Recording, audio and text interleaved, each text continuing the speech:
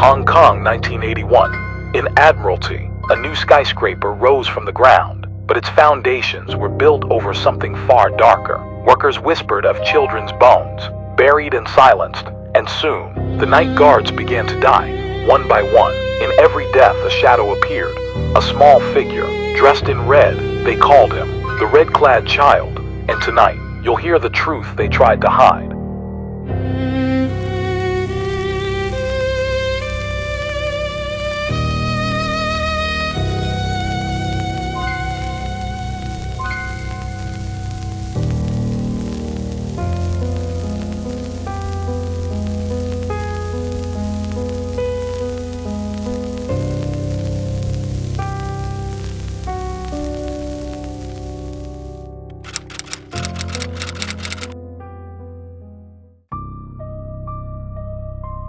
In 1981, Hong Kong was in the midst of rapid transformation, especially in Admiralty.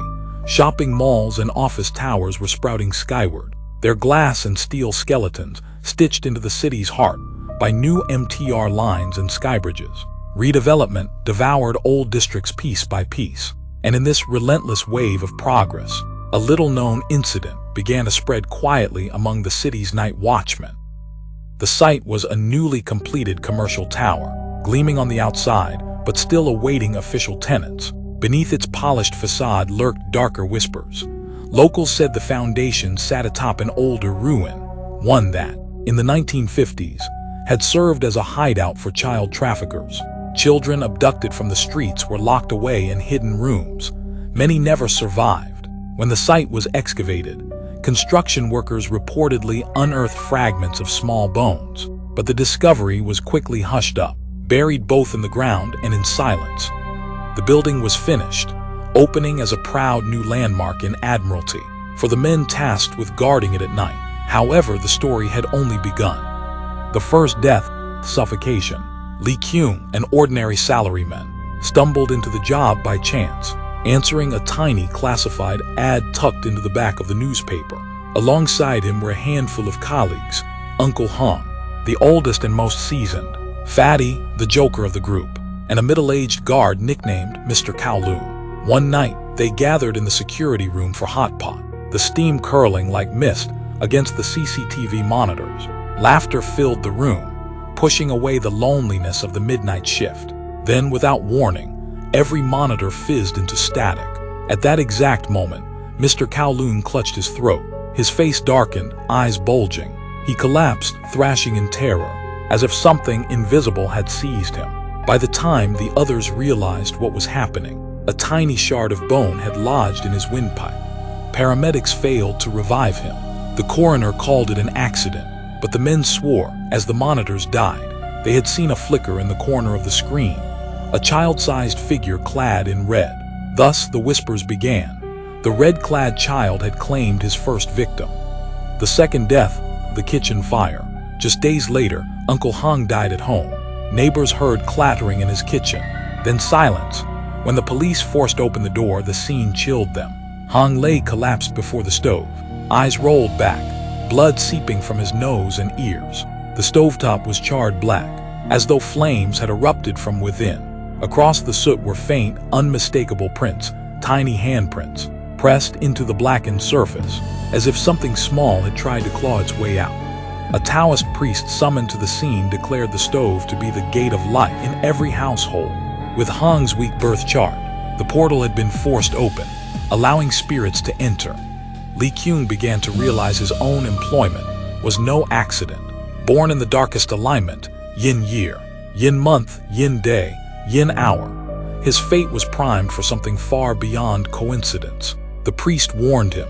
The red-clad child was not after him, but after the unborn child in his wife's womb. The third death, the tunnel crash. Fatty, usually the most cheerful, could no longer hide his fear. He handed in his resignation and packed to leave the city. But as he drove through a tunnel, tragedy struck. The CCTV from that tunnel was later reviewed. In the grainy black and white footage, the backseat of Fatty's car appeared empty until, for a split second, a red blur rippled in the frame, swaying like the silhouette of a small child. Seconds later, the car slammed into the tunnel wall. Fatty was killed instantly, his body broken beyond saving. 3 men dead in mere weeks. The building's grand opening was quietly postponed. Rumors spread faster than the escalators could carry shoppers. Some said the ghosts of trafficked children were seeking vengeance. Others whispered the Red-Clad Child was choosing a vessel to return to the living.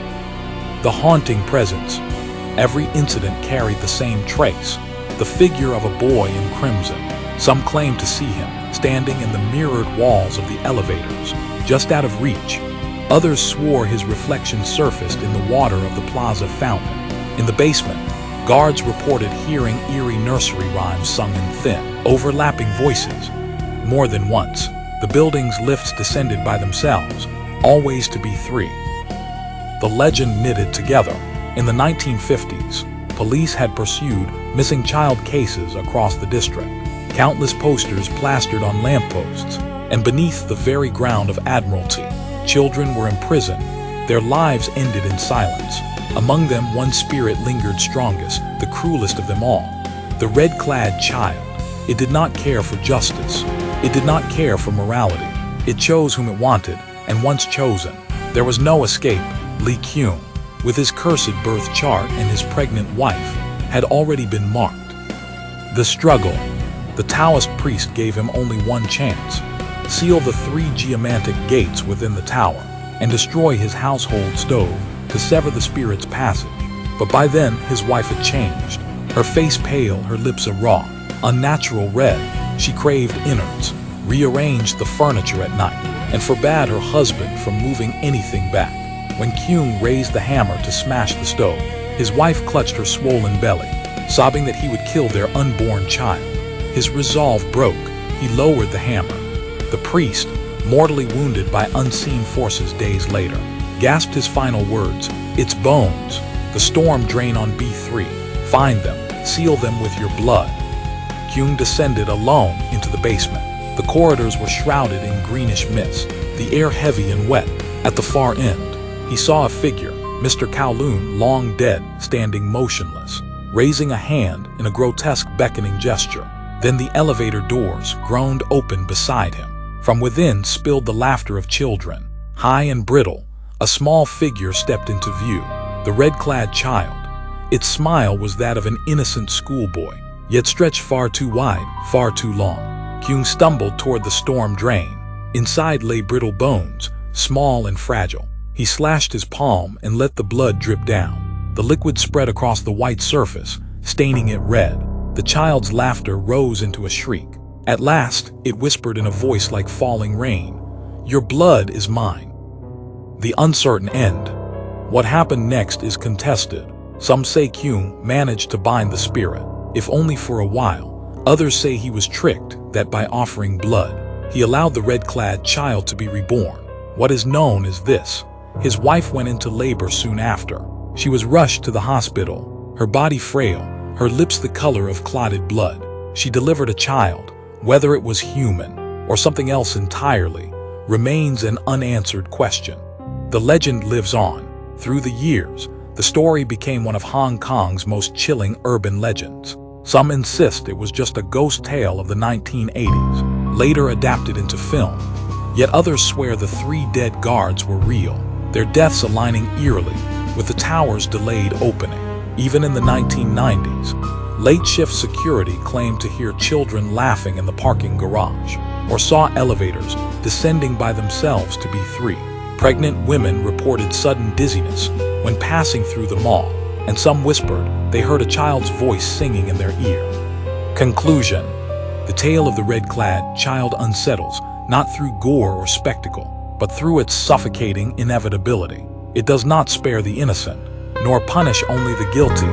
Once chosen, you are bound to it, no matter what you believe. Today, the Admiralty Tower bustles with shoppers and office workers, its lights bright and corridors clean. Yet those who know the story cannot help but wonder. In the storm drains beneath their feet, do the bones still lie waiting? And is the Red-Clad Child still there, humming his lullaby behind someone's shoulder, waiting for the next bloodline to claim